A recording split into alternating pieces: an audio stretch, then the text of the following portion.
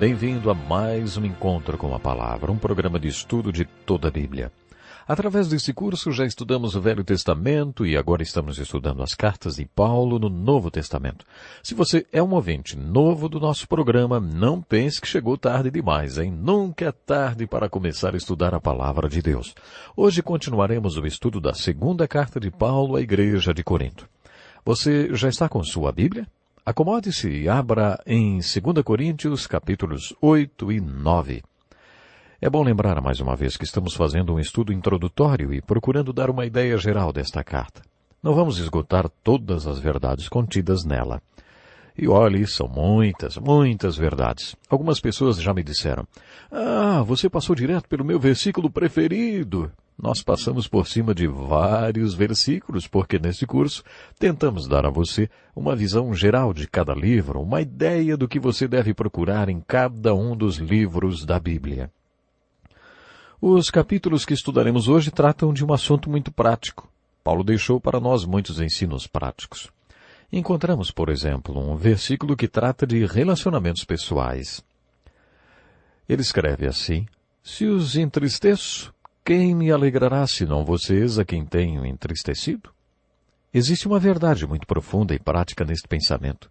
Aplique-a ao seu casamento, principalmente se você já estiver aposentado. Às vezes é uma bênção quando o homem sai de manhã para o trabalho. Uma bênção para a sua esposa. Mas quando você não precisa mais sair todos os dias de manhã, se depara com um grande desafio: trabalhar o relacionamento com sua mulher agora que passam o dia inteiro juntos. Pare para pensar um pouco nisso. Imagine que você entristeceu a pessoa com quem vive e a quem ama. Se você a deixou triste, quem é que poderá animá-la? Ela?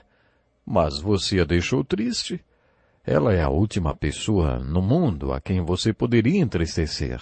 No capítulo 6 de 2 Coríntios, Paulo estimulou a segregação, preconceito e discriminação. Isso espantou você? Se atentarmos bem para o texto, veremos que Paulo fala sobre tudo isso, mas a base para o preconceito e a discriminação não é raça, nem etnia, nem posição social. É fé. Paulo exorta: não se ponham em julgo desigual com descrentes. Pois o que há de comum entre o crente e o descrente? Ele continuou citando uma passagem do Velho Testamento: saiam do meio deles e separem-se, diz o Senhor, e lhes serei pai, e vocês serão meus filhos e minhas filhas. Paulo está dizendo que devemos ficar separados do descrente. Ao mesmo tempo, não podemos viver neste mundo como monges em mosteiros, porque desta maneira não alcançaremos o mundo. O que Paulo está dizendo é que podemos estar no meio deles, sim, mas devemos ser diferentes. Nunca se esqueça que você é diferente porque é transcendente e transformado, com um pé na terra e outro no céu. Você já passou pela experiência da conversão, pela experiência do deserto e pela experiência celestial. Você não vai mais marchar no mesmo ritmo das pessoas do mundo. Os capítulos 8 e 9 desta carta referem-se à mordomia ou à administração do que Deus lhe deu. Este não é um assunto muito apreciado. Comecei meu ministério com 25 anos e disse que jamais pregaria sobre dinheiro porque já tinha ouvido tantas histórias de família que, quando finalmente conseguiam levar o chefe da casa para a igreja, o sermão era sobre dinheiro e a pessoa acabava indo embora dizendo que na igreja só se prega sobre dinheiro e que tudo que eles querem é o seu dinheiro e não voltava nunca mais. Então, eu aprendi que o pastor é responsável pelo bem espiritual da igreja e por isso não há como não pregar sobre dinheiro. As Escrituras afirmam que o bem-estar espiritual de uma pessoa depende da sua fidelidade na questão da mordomia, ou seja, dízimo, ofertas. Em Lucas 16, na parábola do administrador astuto, o Senhor ensinou que se você não for fiel na administração dos bens do homem injusto, Deus não o abençoará com as riquezas verdadeiras. Ele reterá suas bênçãos espirituais. Se Deus tem retido as bênçãos espirituais na sua igreja, é porque ela tem sido infiel nessa área. Por isso, como pastor, devo pregar sobre a mordomia. Nunca quis saber com quanto cada membro da igreja contribuía. Mas uma vez o tesoureiro da igreja me chamou e quis que eu desse uma olhada em seus relatórios para ver por que certas pessoas estavam sempre no meu escritório buscando aconselhamento. O tesoureiro argumentou: a razão por que a vida deles é uma bagunça é porque não contribuem com 1 centavo para o Senhor. Acho que o Senhor os ajudaria a resolver grande parte de seus problemas se pregasse sobre mordomia, hein? Se falasse sobre dízimo e ofertas. Nem é preciso dizer que a partir daquele dia, eu já preguei muitas vezes sobre mordomia, sobre dízimos e ofertas. Os capítulos 8 e 9 de 2 Coríntios são uma passagem maravilhosa sobre esse assunto. Paulo estava fazendo uma coleta para os judeus cristãos que estavam sofrendo em Jerusalém e na Judéia por causa da perseguição aos santos. O ministério de Paulo era voltado principalmente para os gentios. Os crentes de Corinto, Éfeso e Colossos eram gentios. Ele foi um importante missionário para o mundo não judeu, mas por onde ia, espalhava o seu amor pelos judeus cristãos que estavam sofrendo em Jerusalém. Paulo queria incluir os coríntios naquela oferta. Por isso, os capítulos 8 e 9 desta carta, escrita em Filipos, são instruções referentes à coleta. Antes de entrarmos no resumo destes capítulos, gostaria de ler parte do texto bíblico para vocês. É uma passagem muito importante que mostra o dom que Paulo tinha para lidar com as pessoas. Ele era muito diplomático e usou sua diplomacia com os coríntios para convencê-los a participar daquela coleta em favor dos judeus cristãos que eram perseguidos em Jerusalém. Você está lembrado que depois que Paulo deixou Éfeso por causa de um tumulto, ele foi para Filipos. Ele estava passando por uma crise e a igreja de Filipos era a sua igreja preferida. Os filipenses sempre o ajudaram. Ele não usou dinheiro dos efésios, tessalônicos ou coríntios quando pregou nas suas cidades. Se a igreja de Filipos não lhe mandasse dinheiro, ele fazia tendas para se sustentar e sustentar toda a sua equipe. Ele preferia isso do que receber dinheiro de pessoas que ainda não eram espirituais. Até aquele momento ele só recebia contribuições dos filipenses.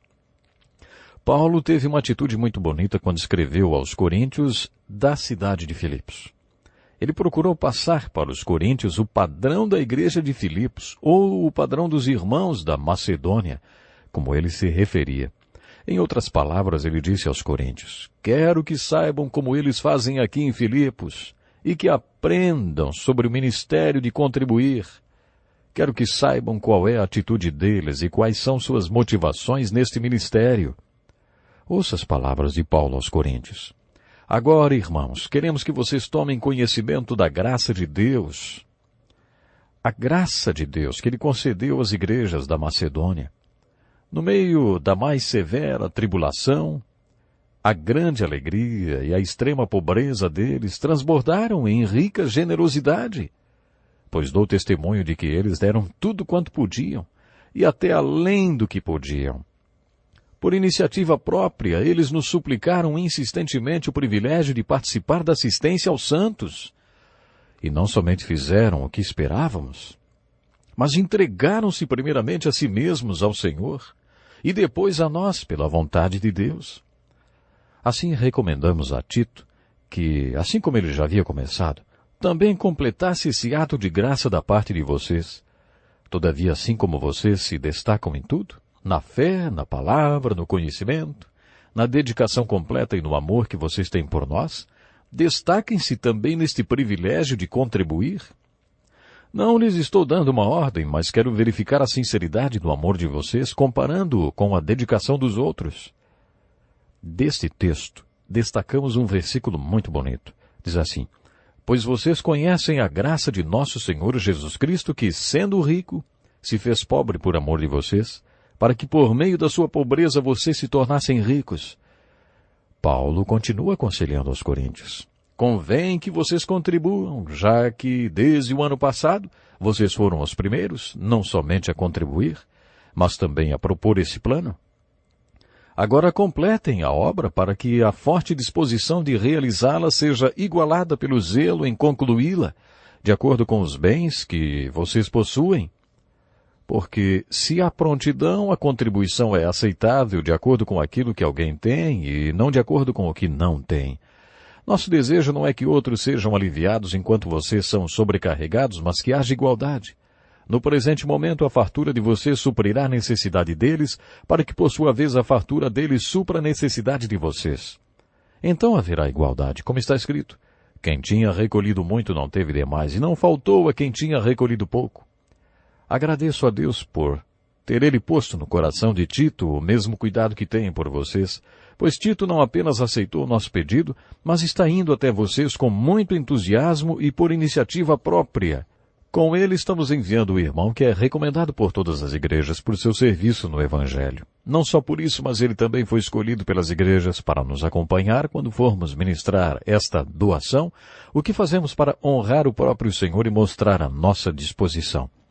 Queremos evitar que alguém nos critique quanto ao nosso modo de administrar essa generosa oferta, pois estamos tendo cuidado de fazer o que é correto, não apenas aos olhos do Senhor, mas também aos olhos dos homens. Além disso, estamos enviando com eles o nosso irmão que muitas vezes e de muitas maneiras já nos provou que é muito dedicado e agora ainda mais por causa da grande confiança que ele tem em vocês. Quanto a Tito, ele é meu companheiro e cooperador entre vocês. Quanto a nossos irmãos, eles são representantes das igrejas e uma honra para Cristo. Portanto, diante das demais igrejas, demonstrem a esses irmãos a prova do amor que vocês têm e a razão do orgulho que temos de vocês. Não tenho necessidade de escrever-lhes a respeito dessa assistência aos santos. Reconheço a sua disposição em ajudar e já mostrei aos macedônios, referindo-se aos filipenses, o orgulho que tenho de vocês, dizendo-lhes que desde o ano passado vocês da Acaia estavam prontos a contribuir. Vamos primeiro analisar a qualidade da contribuição dos crentes em Filipos. Paulo diz que eles entregaram-se primeiramente a si mesmos ao Senhor e depois a nós, pela vontade de Deus. Já dissemos que para Paulo, antes que uma pessoa colaborasse com alguma oferta para o seu ministério, deveria preencher certos requisitos, ou seja, deveria primeiro ofertar para Deus e depois para ele, satisfazendo primeiro a vontade de Deus e de sua obra. Deveria dar por livre e espontânea vontade, sentindo-se privilegiada por poder ofertar. Parece que isso era muito importante para Paulo. Ele jamais forçaria ninguém a fazer nada. Na carta a Filemon, que estudaremos mais tarde, Paulo apelou para que ele, de bom grado, recebesse de volta um escravo fugitivo, tendo em Cristo plena liberdade para mandar que você cumpra o seu dever, prefiro fazer um apelo com base no amor. Para Paulo era importante que as pessoas tomassem suas atitudes de livre e espontânea vontade. Assim deveria ser a oferta, uma oferta espontânea, por vontade própria. Deus ama quem dá com alegria, não quem dá com relutância. Os filipenses tinham dado com alegria e generosamente, o que nos ajuda a entender melhor o princípio da mordomia. Quando alguém dá uma boa oferta, as outras pessoas ficam se perguntando se quem está ofertando é rico e logo pensam, para ele é fácil fazer isso. Mas, de acordo com Paulo, os filipenses, no meio da mais severa tribulação, a grande alegria e a extrema pobreza deles transbordaram em rica generosidade. Eles não eram generosos porque eram ricos. Pelo contrário, eles estavam passando por provações. Isso nos leva à questão da possibilidade. Paulo falou sobre isso quando mencionou que eles deram tudo quanto podiam e até além do que podiam. O que será que significa dar além do que se pode? Os filipenses davam baseados naquilo que tinham e não no que não tinham.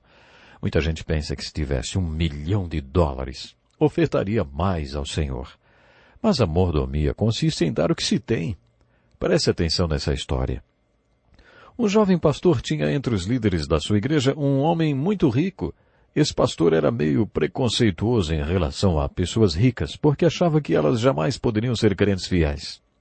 Este homem, que tinha idade para ser pai do pastor, percebendo o preconceito, um dia levou o pastor para dar uma volta de carro, como um pai leva o seu filho para passear e conversar. Durante o passeio, o homem rico mostrou todas as suas propriedades pela cidade.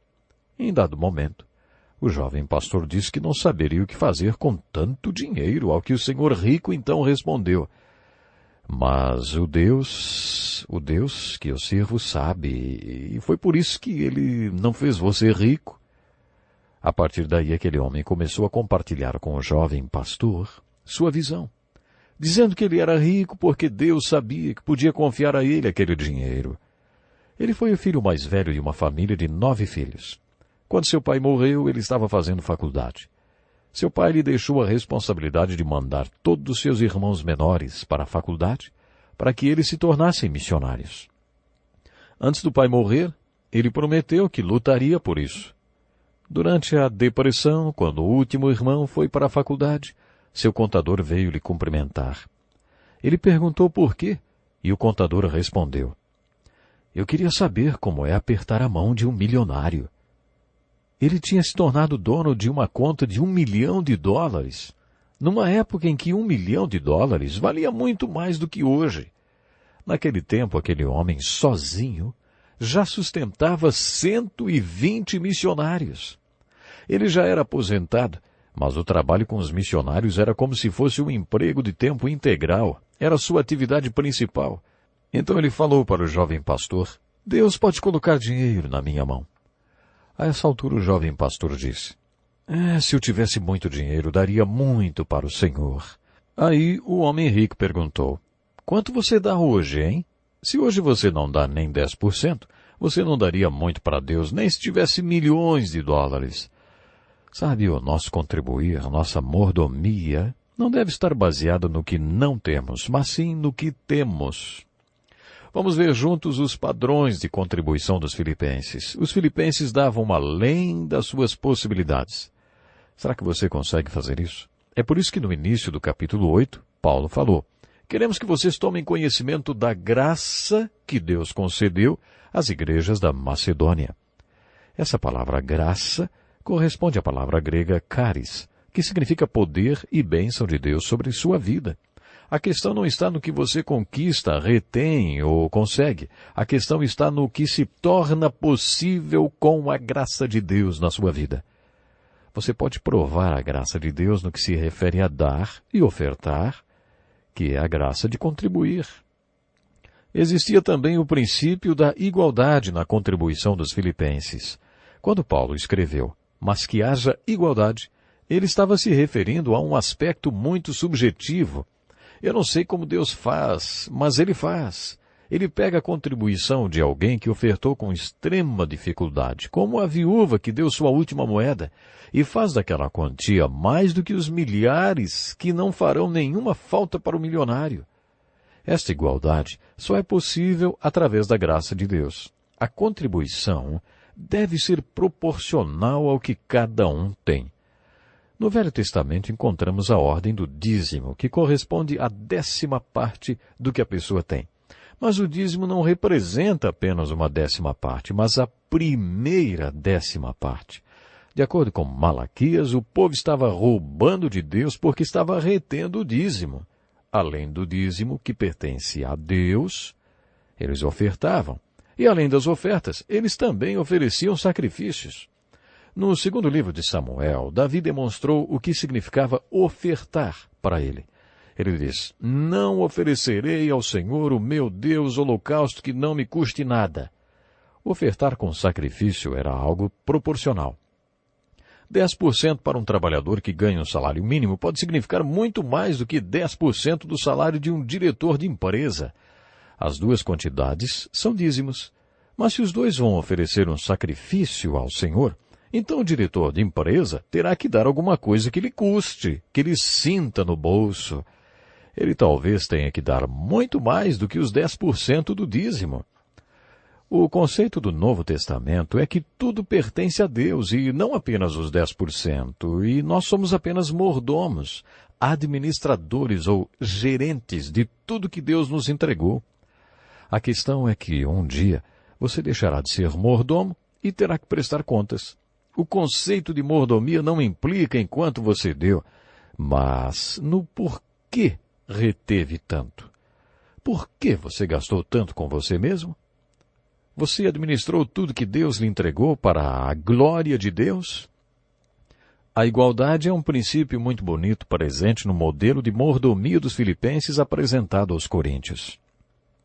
Esta igualdade apresenta-se da seguinte forma: se vamos contribuir baseados no que temos e não no que não temos, então Deus fará funcionar o princípio de igualdade. Eu já vi Deus pegar a última moedinha da viúva e fazê-la render mais do que os 10 mil reais de um homem rico que nem sentiria falta daquele dinheiro. Quando o escritor desse estudo, o pastor Dick Woodward, estava construindo uma igrejinha, um jovem fazendeiro foi até sua casa num sábado à noite e lhe entregou uma bela arma de caça. Este homem era muito tímido. Ele simplesmente entregou a arma e saiu. O pastor foi até uma loja de armas para avaliá-la. O dono da loja não se conformava que aquela arma tivesse sido doada e perguntou ao pastor: "Puxa, que tipo de pregação você fez para conseguir que um fazendeiro ofertasse essa arma?" Pouco tempo depois, o pastor Dick Woodward foi convidado para falar num retiro para um grupo de homens da igreja presbiteriana. Eles não especificaram sobre qual tema gostariam que fosse abordado no encontro. Então, antes de começar o retiro, o pastor perguntou sobre o que eles gostariam que ele falasse. Lá de trás veio uma sugestão. "Por que você não fala sobre como conseguir que um fazendeiro doe sua arma de caça?" Era o dono da loja de armas. Ele era um dos líderes da igreja presbiteriana.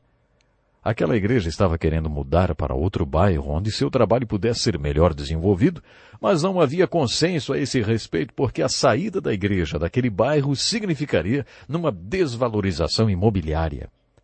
Depois de falar ao grupo, no final do retiro, a liderança decidiu fazer a mudança. Sabe, eu creio que Deus aceitou aquela arma de caça doada com sacrifício para ajudar a construir 2 igrejas. Creio que Deus usou aquela arma de caça e fez aquela doação render muito mais do que uma bolada de dinheiro que não faria falta nenhuma para um homem rico. Foi isso que Paulo quis dizer quando declarou: "Porque se há prontidão, a contribuição é aceitável de acordo com aquilo que alguém tem, e não de acordo com o que não tem." Nosso desejo não é que outros sejam aliviados enquanto vocês são sobrecarregados, mas que haja igualdade. Palavras de Paulo. Se você está interessado em mordomia, ou se tem que pregar sobre esse assunto, ou ensinar na escola dominical, leia os capítulos 8 e 9 de 2 Coríntios e medite sobre eles. Você vai descobrir que eles são as melhores passagens de toda a Bíblia sobre a questão da mordomia. Esses capítulos foram escritos porque Paulo estava recolhendo uma oferta para os santos perseguidos em Jerusalém. Paulo queria incentivar os coríntios para que eles enfim, se envolvessem na bênção de aliviar o sofrimento dos judeus crentes de Jerusalém e da Judéia. E ele usou como exemplo os padrões de contribuição da melhor igreja que contribuía com o seu ministério, que era a igreja de Filipos. Paulo usou a igreja de Filipos, esse exemplo, para desafiar os crentes lá de Corinto. E você? Você possui a percepção de que tudo que tem pertence a Deus e que Ele quer que você seja apenas o mordomo de todos esses bens? Se você não tem muito, talvez seja porque Deus sabe que não pode colocar muito na sua mão. Seja fiel com o que você tem e Deus o abençoará. Até o próximo programa. Este é um estudo escrito pelo Dr. Dick Woodward, na voz do pastor Edson Bruno. Até o nosso próximo encontro com a palavra.